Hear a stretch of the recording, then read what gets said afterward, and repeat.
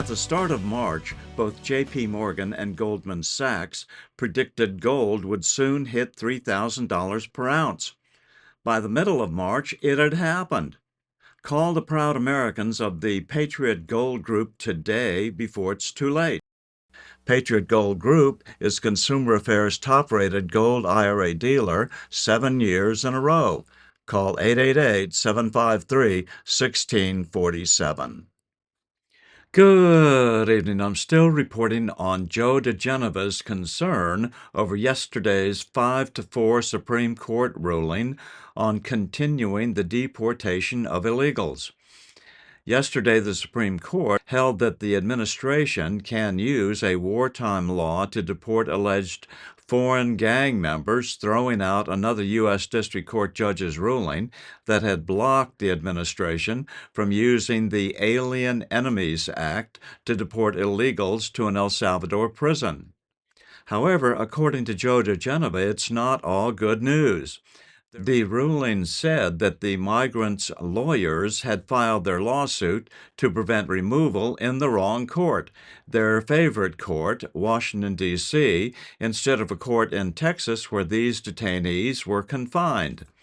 So, although the ruling prohibits for the first time the judge shopping that has plagued the Trump administration in the past, it also has negative consequences, such as demanding some scrutiny of a federal court for every case, something that would take up an extraordinary amount of time considering the millions of cases involved. Attorneys Joe diGenova and Lurie discussed the downside last night on Newsmax.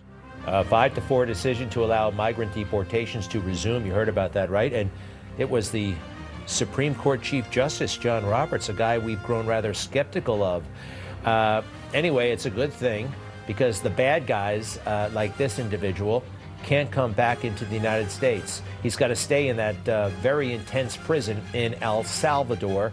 Now, interestingly, but perhaps not surprisingly, Amy Coney Barrett ruled with the liberals on this one. She was in the minority, and she seems to have a real problem with Trump. Look at her staring at him. There's something going on there. That is a woman who does not like, something's going on, something's personal, and I don't get it. She would not have this amazing job if it weren't for him. And they actually haven't spent all that much time together.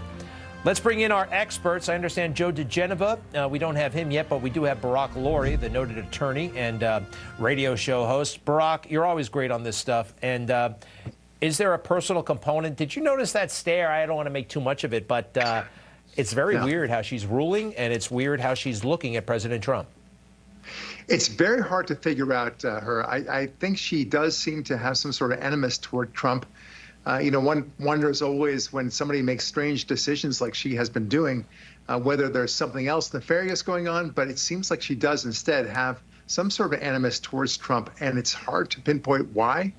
We'd all be guessing about it, but to the extent that there is animus, it's not unusual for that to inform a judge's or justice's decision in rulings like this. So I was disturbed by the fact that she joined the liberal camp on this one. This didn't make any sense at all. It was a TRO, a temporary restraining order, as the judges like to call it, a TRO.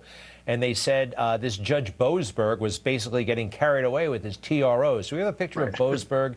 Now, from what I understand, this guy is another Trump hater, and he never should have had the case to begin with. He's in Washington, D.C., and this case more appropriately would have been heard, I think, in Texas or Louisiana. Is that right? That's right. It would be more appropriate there, but it doesn't make any sense what he did. The fact, I mean, we can talk about this. The district court judges have no say over what the president does. Only the Supreme Court does, for one thing.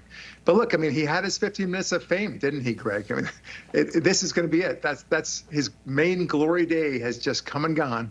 And now we've made it very clear that the president indeed does have the right to decide immigration issues and also kick out bad guys from the country. Oh, that's exactly what he's done. Yeah, but we're not done. He's going to be famous all over again when we impeach him.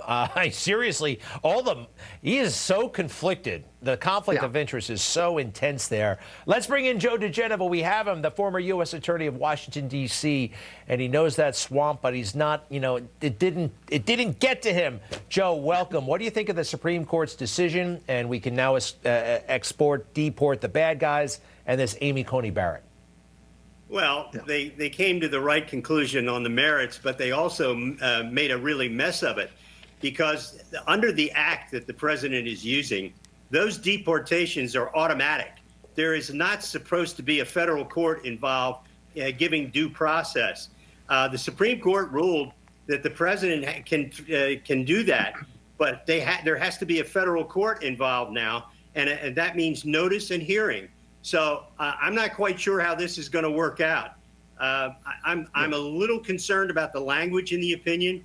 It's not the language that I would have liked, and I know that the White House says they're happy, but boy, I'll tell you, they're not just going to send people out anymore on planes. The court says anybody who's going to be sent to anywhere has to have a hearing in a federal court. That is not a good result. Yeah, that's going to be a pain in the neck. And yeah, the Alien Enemies Act, the AEA, Barack, they actually specifically said about this at some point that judges do not have the skill, they do not have the jurisdiction, they should not be weighing in on this thing. It is purely a presidential power, correct? It is purely a presidential power, and that is very frustrating. Joe is 100% right about the due process concerns. I mean, look, to the extent that the due process, and I put that in air quotes, involves simply confirming that this illegal alien is indeed an illegal alien and not a citizen or green card holder or otherwise of the United States, then fine, I'm okay with that. And somebody has to kind of pass judgment on that. I'm all right. That's the due process part of it, because we don't want people being scooped up who are American citizens and somebody just decides that he's not an American citizen. I kind of get that. But to the extent that they want a due process, which is much more involved with evidence and hearings and discovery for that matter, let's not go there. It's not workable. All right. Now, I hear some people say, oh, this is a threat to democracy all over again. When everything's a threat to democracy, nothing's a threat to democracy, right? Nobody, go ahead. Here's the problem with people objecting to that. Where were all of these people when FBI agents were raiding Mar-a-Lago? Where were all these people when the attorney-client privilege between the president and his lawyers was being destroyed by Judge Beryl Howe in the District of Columbia? Where were all these people where search warrants were being issued for Rudy Giuliani and for Victoria Toensing? You know what? All of these people concerned about these law firms, it's all phony, it's hollow, it's BS, it's all political, it's all left-wing politics. These people were not present when it really mattered. Now they're showing up for the big show. Nonsense. I'm still reporting from just outside the citadel of world freedom. Good day.